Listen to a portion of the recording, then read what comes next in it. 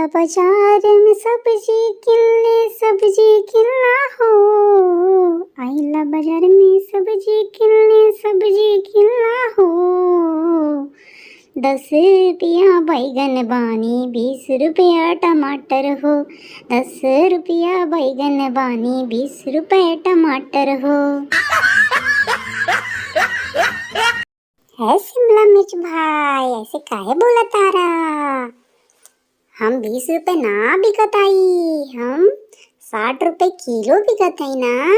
तू ऐसे काहे बोला तारा हमारा बारे में? और बैगन भाभी की ऐसे काहे बोला तारा? वो उनकर दाम 10 रुपए नहीं थे ना, उनकर दाम बा 20 रुपए किलो।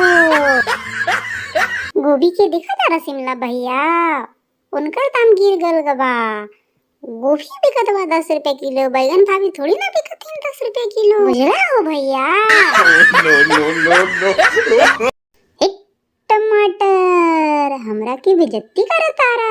हमरो समय आई, कार्तिक आवे दा हम बिकी ना उसमें 200 रुपए किलो, तब बताई तो होला लोगों के।